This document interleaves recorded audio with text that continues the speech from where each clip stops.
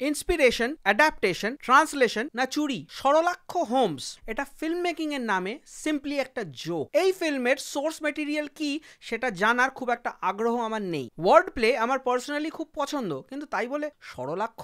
বলা বাহুল্য রাজশেখর বসুকে আমি খুবই শ্রদ্ধা করি, কিন্তু সায়ন্তন ঘোষালকে নয়। সায়ন্তন ঘোষাল হচ্ছে বাংলার ওই সারির ফিল্ম মেকার যারা ওই ধাঁধা, কবিতা এগুলো জুড়ে একটা থ্রিলার বানাতে তো চান, কিন্তু এক্সিকিউট করার মতো স্কিল বা বুদ্ধি কোনোটাই ওনার নেই। আমি স্যার আর্থার কোনান ডয়েলের দ্য হাউন্ড অফ ব্যাসকারভিল পড়েছি এবং বেনেডিক্ট কাম্বারব্যাচের শার্লক সিরিজটাও বহুবার দেখেছি। এটা কোনো দিক দিয়েই তার আশেপাশে আসে না। This is an abomination in the name of a film and a blasphemy for Sherlock fans. Rishabh বাসুর mannerism, body language, dialogue delivery কোনোভাবেই নেওয়া যাচ্ছিল না। এতটা ওভার অ্যাক্টিং। বেনেডিক্ট কাম্বারব্যাচকে নোট বাই নোট কপি করবে ভাই। ডিটেকটিভ কম ছিঁচকে চোর বেশি লাগছিল। ওরকম ড্রেস পরলেই, ওরকম চোখে কন্ট্যাক্ট লেন্স লাগালেই কেউ শার্লক হয়ে যায় না। আর অর্ণব মুখোপাধ্যায় এই সিনেমাতে একটা টোটালি ইউজলেস ক্যারেক্টার প্লে করেছেন। গোটা কাস্ট শুধু ইমোশন ছাড়া ডায়লগ বলে গেছে আর চূড়ান্ত ওভার অ্যাক্টিং করেছে। চিংড়ি মাছের মতো তিরিং বিরিং করে হ্যান্ড টু হ্যান্ড কমব্যাট করছে শার্লক,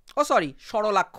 এবং হে ভগবান, অ্যাকশন সিনসগুলো টেনেই যাচ্ছে, শেষ হওয়ার নাম নিচ্ছে না। সরলাক্ষ মগজাস্ত্র ব্যবহার না করে গল্পাস্ত্র ব্যবহার করছিল। আরে ভাই, Sherlock TV series is a masterpiece. ওটার ভিজুয়ালস তোমরা কপি করছো। স্ক্রিনে text, fast focus shift from object to object, multiple thoughts appearing like words on screen. আর কত?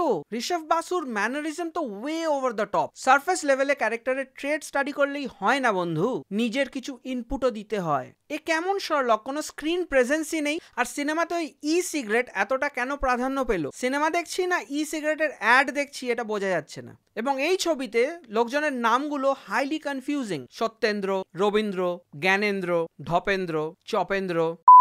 এসব বাংলা সিনেমার পাশে দাঁড়াতে গেলে হুইল চেয়ার লাগবে এবং বসতে গেলে লাগবে স্ট্রেচার। মারাত্মক সিজিআই এই সিনেমায়। ভাই, যখন সিজিআই ভিএফএক্স অ্যাফোর্ড করতে পারো না তো রেখো না। রাত্রিবেলা শুট করার বাজেট নেই, ওই জন্য আর্টিফিশিয়ালি দিনকে রাত করে দিয়েছে। এবং সিজিআই হাউন্ড, হে ভগবান, ওটা সিজিআই পাগ লাগছে।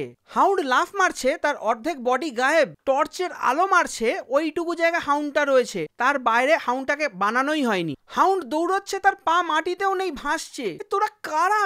আর এসকের ফিল্ম গ্যারেন্টিড কিছু আনাড়ি বিদেশি তো থাকবেই, যেগুলো ওখানকার ইন্ডাস্ট্রিতে চান্স পায় না। এবং এসকের 50 টাকা রোজে 100 দিনের কাজ করে পেট চালায়। এই ইংরেজগুলোর ইংরেজি শুনলে আপনি কেঁপে যাবেন। আচ্ছা, ফেলুদা, ব্যোমকেশ এগুলো তো শার্লক থেকে ইন্সপায়ার্ড। কি সুন্দর এগুলোকে লোকালাইজ করা হয়েছে। তাহলে এটা কোন গার্বেজ? এটা দেখে মনে হচ্ছে বিদেশে একটা ফেক বাঙালি গল্প। গল্পটা ওকে, বাট কোনো কালচারাল রেলিভেন্স নেই। সরলাক্ষর ডিডাকশন দেখে সবাই ব্রিলিয়েন্ট করে যাচ্ছে। আরে ব্রিলিয়েন্ট জুতো খুলে। This film is culturally, emotionally and of course technically void. Saralaksha আর ডক্টর আর্য সেন মানে ডক্টর ওয়াটসনের আলাপ বা ব্যাক স্টোরি দেখানোর কোনো প্রয়োজন ছিল না। ইজিলি এই ফিল্মটাকে ইন মিডিয়াস রেস স্টার্ট করা যেত। আবার একটা ঢপের চপ লাভ অ্যাঙ্গেল আছে এই ফিল্মে, এমনি হয় না আবার অমনি। সরলাক্ষর কলকাতার যে সিনগুলো রয়েছে ওগুলো টোটালি ফোর্সড। অ্যাকচুয়ালি ডিরেক্টর পুরোপুরি কনফিউজ হয়ে গেছিলেন যে অরিজিন স্টোরি দেখাবো না একটু অ্যাডভান্স স্টোরি। তাই এই দুটো মিলিয়ে উনি একটা খিচুড়ি বানিয়ে ফেলেছেন। কারণ যারা দ্য হাউন্ড অফ ব্যাসকারভিল পড়েছেন তারা জানবেন যে এটা কিন্তু একটু পরের দিকের গল্প। মানে ততদিনে আর্থার কোনান ডয়েল অনেকগুলো গল্প লিখে ফেলেছেন শার্লককে নিয়ে। এবং এটা যদি আপনি শার্লক সিরিজেও দেখেন, এটা কিন্তু সিজন 2 বা 3-তে রয়েছে, আগের দিকে নয়। তো অরিজিন স্টোরি দেখানোর প্রচুর জায়গা ছিল ওই সিরিজগুলোয়, ওই বইগুলোয়। এই ছবির প্লট হোলস আমি কিছু তুলে ধরতে চাই না, কারণ এটাকে আমি দেখতে একদমই রেকমেন্ড করতে পারবো না। এর চেয়ে আপনারা রবার্ট ডাউনি জুনিয়রের শার্লক দেখুন, আপনারা বেনেডিক্ট কাম্বারব্যাচের শার্লক দেখুন, আপনারা অরিজিনাল বইটা পড়ুন, বা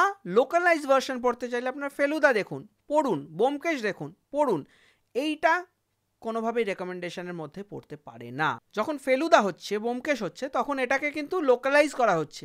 আমি একজন বাঙালিকে দেখছি, সে বাঙালি কেস লড়ছে, বাংলায় লড়ছে।